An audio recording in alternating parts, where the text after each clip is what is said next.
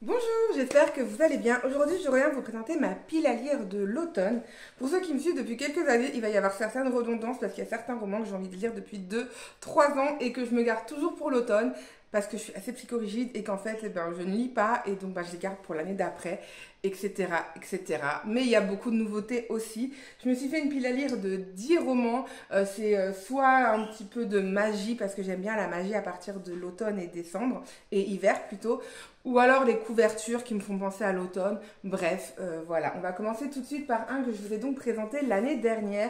Il s'agit de Mémoire de la forêt, le tome 1, Les souvenirs de Ferdinand Top. Donc c'est un talent Cultura 2022. Donc voilà, vous savez depuis combien de temps je l'ai dans ma pile à lire. C'est un roman qui fait beaucoup parler de lui, que tout le monde a adoré. Il existe maintenant, je crois, 4 tomes en plus.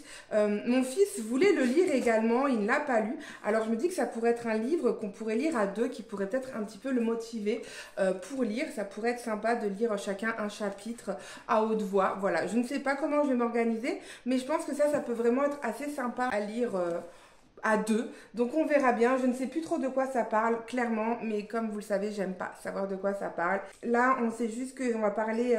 ils vont se...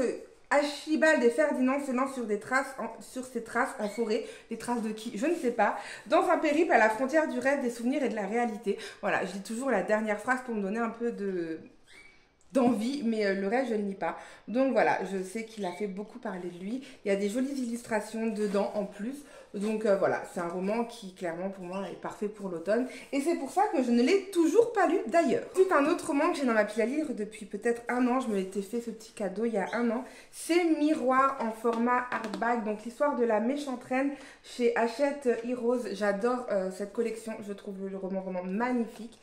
Et en fait, il est dans ma pile à lire depuis un an. C'est l'histoire de celle qui voulait être la plus belle. Et voilà, j'aime bien en fait savoir... voilà, les Disney, j'adore ça. Et me dire que ça a été un peu remasterisé, qu'on parle vraiment des méchants parce qu'on parle toujours des gentils.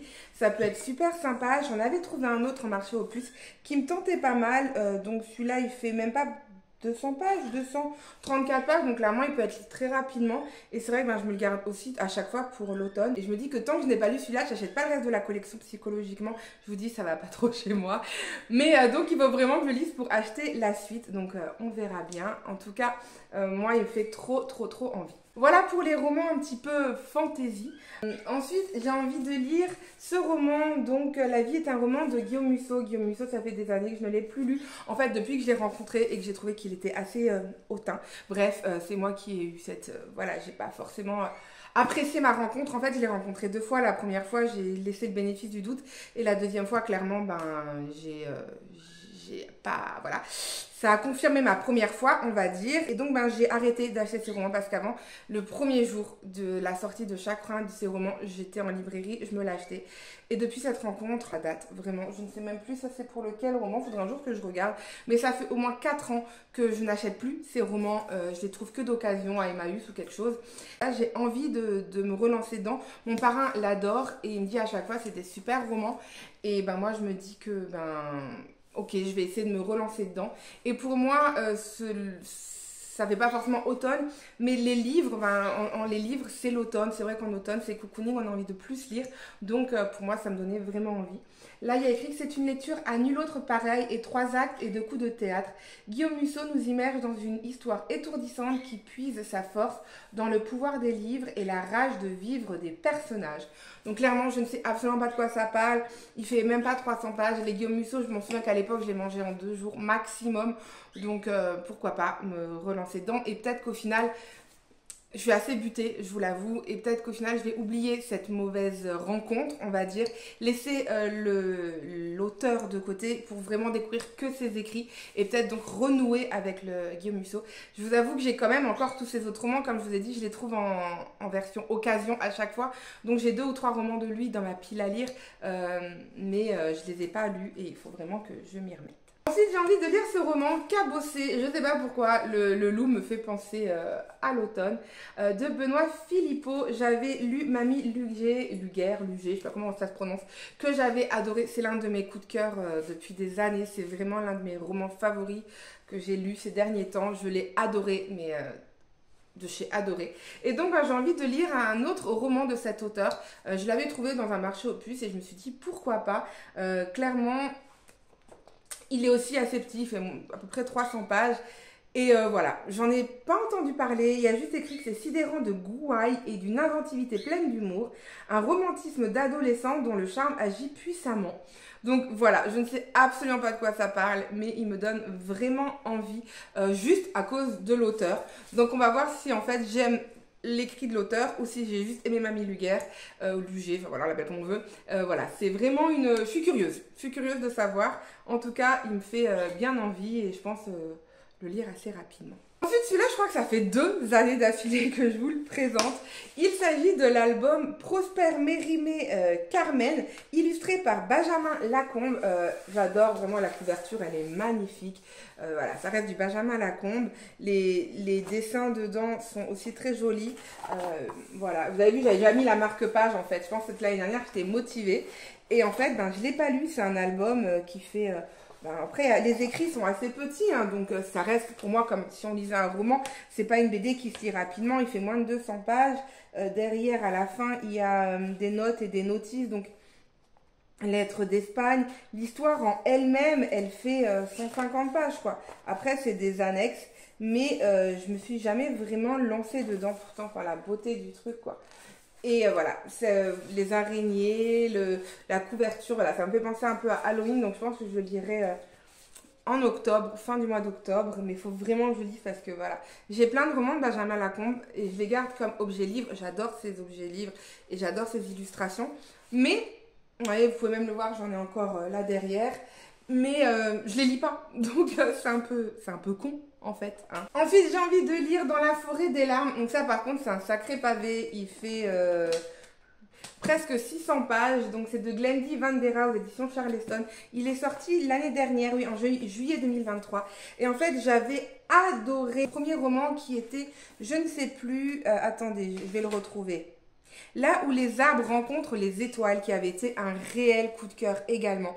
J'en avais pas dormi pendant une journée, enfin une nuit. Ça m'avait vraiment bouleversée, ça m'avait pris aux tripes. Un peu comme Mamie Luguer, en fait, c'est vraiment comme ça que je sais que c'est un coup de cœur quand je me remémore régulièrement l'histoire, que ça me reprend aux tripes et tout. Et en fait, ça m'avait fait exactement ça. Donc, j'avais vraiment envie de découvrir ce roman, pareil que Mamie Luguer, pour voir si c'est plus un roman que j'aimais ou si c'est la plume de l'autrice que j'aime. Et donc en fait je l'avais demandé et au final quand je l'ai vu arriver qui faisait presque 600 pages, j'ai un peu lâché l'affaire.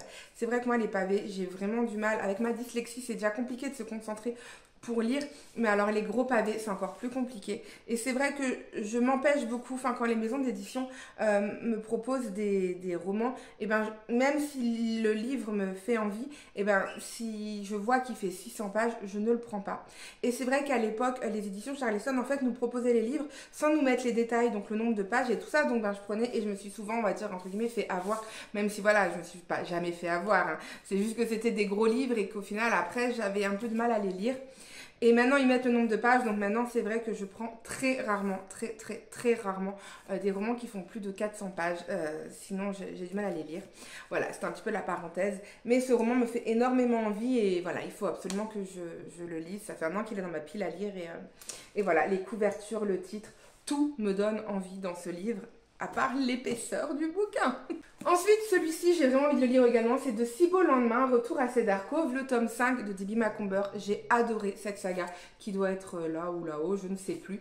Et en fait, donc ça, c'est le dernier tome. Et j'ai vraiment envie de savoir comment ça se termine. Je suis vraiment curieuse. Il fait 350 pages environ. Et clairement, pour moi, les bougies, c'est l'automne, c'est tout ça. Et j'ai trop envie de le découvrir. Et en fait, vous êtes en train de me dire, mais elle dit tout le temps trop envie de découvrir, mais pourquoi elle ne les lit pas?